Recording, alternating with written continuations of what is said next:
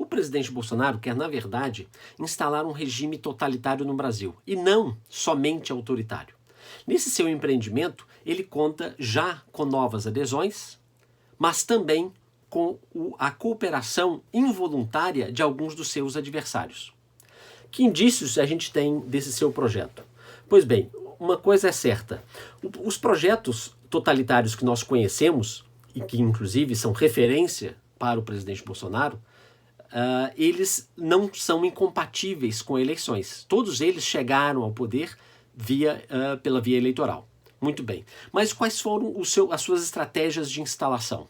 A primeira delas é lidar com os demais poderes, no caso o judiciário e o legislativo, de tal maneira que não representasse nenhum obstáculo e nenhuma ameaça ao exercício livre do poder do executivo. É exatamente isso que o Bolsonaro está tentando e, até o momento, conseguindo realizar. No caso, explicitamente com o Congresso. Claro, cooptou já o Centrão, e a gente não pode esquecer, o Centrão de hoje é exatamente o mesmo Centrão do governo Lula, com inclusive os mesmíssimos personagens. Nesse sentido, não temos novidade aí. Embora bastante nefasta, ele apenas está replicando o que já foi feito recentemente. A novidade tem sido a sua relação com o judiciário, que aí sim tem representado uma grande ameaça ao seu poder ilimitado. Não é? Nesse sentido, como não é possível cooptar o judiciário, ele tem se valido de outro tipo de estratégia, que é primeiro a crítica, não é? Ele próprio, quanto os seus ministros militares têm feito nas últimas semanas e meses críticas, mas não sendo suficientes, essas críticas passaram a ameaçar diretamente as decisões do Supremo, como foi a carta assinada pelo general Heleno, não é? Chamada pomposamente de Nota à Nação Brasileira, em que ali o que tem é justamente uma ameaça, não é, às decisões recentes do Supremo. E olha, essa carta ela não foi assinada com uma ação isolada de um senhor já aposentado que está trabalhando no Ministério. Não, ele conta e contou também com a anuência não só do presidente, tanto que ela foi repostada pelo presidente da República, e teve a concordância também do general que é ministro da Defesa. Nesse sentido, os militares, não é, estão apoiando completamente o presidente Bolsonaro nessa sua investida contra o judiciário. Mas não é só isso. Não é só isso. A gente tem visto também que outras áreas da sociedade brasileira têm merecido uma atenção do presidente Bolsonaro. Por exemplo, na área cultural.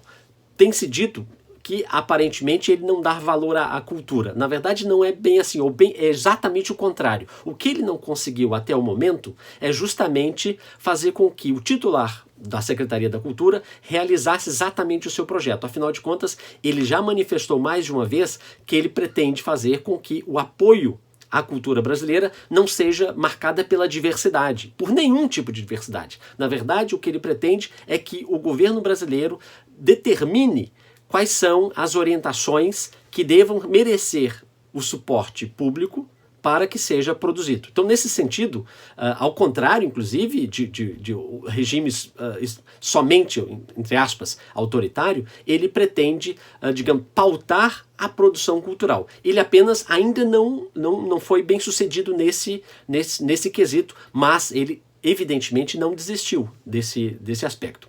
Agora, como é que tem sido o comportamento dos seus adversários? Olha, aí está muito preocupante porque pode determinar o sucesso ou insucesso do empreendimento totalitário do presidente Bolsonaro, né? A gente tem visto, sobretudo aqueles que foram criticados e foram derrotados pelo judiciário brasileiro, com uma atitude que eu diria bastante complacente em relação aos projetos do Bolsonaro. Exatamente porque eles não percebem ainda o risco que ele representa, tendo em vista que eles apenas esperam que em 2022 as condições de disputa eleitoral sejam as mesmas que a gente tinha em 2018. E, na verdade, a considerar realmente que a intenção do Bolsonaro é instalar um regime totalitário, essas condições, evidentemente, elas vão sendo transformadas para evitar que a oposição chegue em 2022 com as mesmas condições de disputa.